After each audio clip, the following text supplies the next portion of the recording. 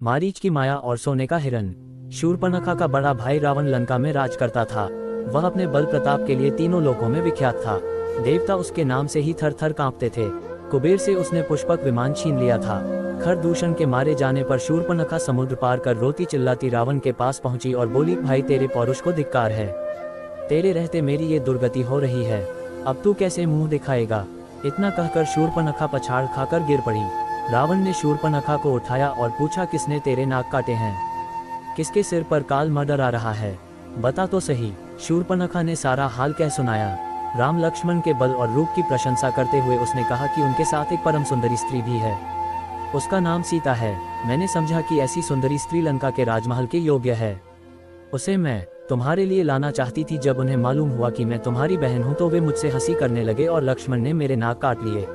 मेरी नाक जो गई वह तो लौट नहीं सकती, पर उस सुंदरी को अवश्य ले आओ। बैरी की चुनौती स्वीकार करो।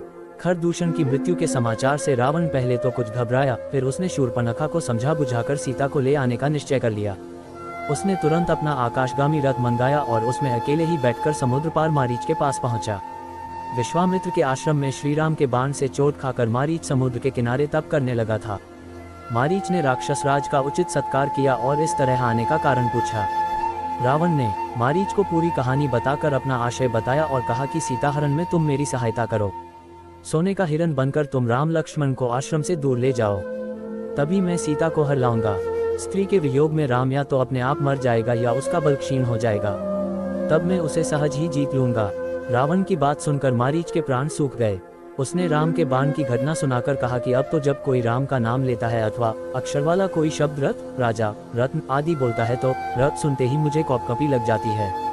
मेरी बात माने तो राम से बेर न करें। मारीच की बात सुनकर रावण बड़ा क्रोधित हुआ और बोला, मैं यहाँ तेरे उपदेश सुनने नहीं आया, आज्ञा देने आया हूँ। हो सकता है कि राम के बाण से तू बच जाए, लेकिन यदि मेरी बात नहीं मानी तो मैं तुझे अभी मार डालूंगा। मारीच को विवश होकर रावण की बात माननी पड़ी। रथ में बैठकर दोनों पंचवटी पहुंचे और मारीच सोने का हिरन बनकर राम की कुटी के आसपास घूमने लगा। रावण पेड़ों के झुरमुट में छिप गया। सोने के विचित्र हिरन को देखकर सीता उस पर मुग्ध हो गईं। उन्होंने राम से उसको पकड़ने का आग्रह किया। राम को कुछ संदेह तो हुआ, परंतु सीता के कहने पर वे उसके पीछे चल पड़े। लुकता छिपता मारीच राम को बहुत दूर ले गया। उसे पकड़ने का राम ने बहुत प्रयत्न किया, परंतु वह पकड़ में न आया। तब राम ने एक कठोर बाण उस पर छोड़ दिया।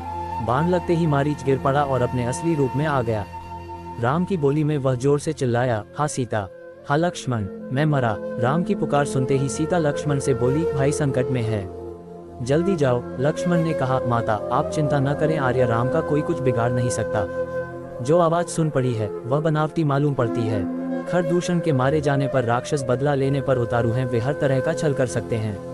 जब लक्ष्मण किसी तरह उन्हें अकेला छोड़ने को तैयार न हुए तो सीता अनेक प्रकार के दुर्वचन कहने लगी। वे बोली, तुम भी भरत के गुप्तचर मालूम पड़ते हो सकता है मेरे ऊपर भी तुम्हारी कृदृष्टि हो। अगर आर्यपत्र को कुछ हो गया तो मैं गोदावरी नदी में डूब मरूंगी। होनी प्रबल होती है। इन कठोर वचनों से आहत होकर लक्ष्मण राम की खोज में चल पड़े। रावण ऐसे ही अवसर की तलाश में छिपा बैठा था। सन्यासी का भेष बनाकर वह सीताजी की कुटी पर वेद मंत्र बोलते हुए आ गया। सीताजी ने उचित अतिथि सत्कार किया। तब रावण ने अपना नाम बताया और लंका चलने के लिए सीताजी से कहा। सीताजी ने उसे डांटा और राम का डर दिखाया। रावण ने समय खोना उचित न समझा। उसने झपटकर सीताजी को उठा लिया और आकाशयान में बैठा कर लंका की ओर चल दिया। सीताजी हा राम, हा लक्ष्मण चिल्लाती हुई रोती जाती थीं। प्रत्येक वृक्ष, पहाड़, पशु, पक्षी से वे निवेदन करती कि वे राम को बता दे कि लंका का राजा रावण तुम्हारी प्यारी रानी को पकड़ ले गया है। गिद्धराज जटायु ने सीताजी का रोना सुना तो उसने अपने कोट से निकलकर रावण को ललकारा और पूरी ताकत से वह रावण पर टूट पड़ा। उसने रावण का कवच काट डाला और उसे घायल कर दिया। जटायु ने रावण के धनुष बाण काट डाले और उसका रथ भी तोड़-फोड़ डाला। तब रावण ने तलवार से जटायु के पंख काट डाले और सीता को लेकर लंका की ओर चल दिया। रास्ते में सीता ने एक पहाड़ की चोटी पर कुछ बंदरों को बैठे देखा।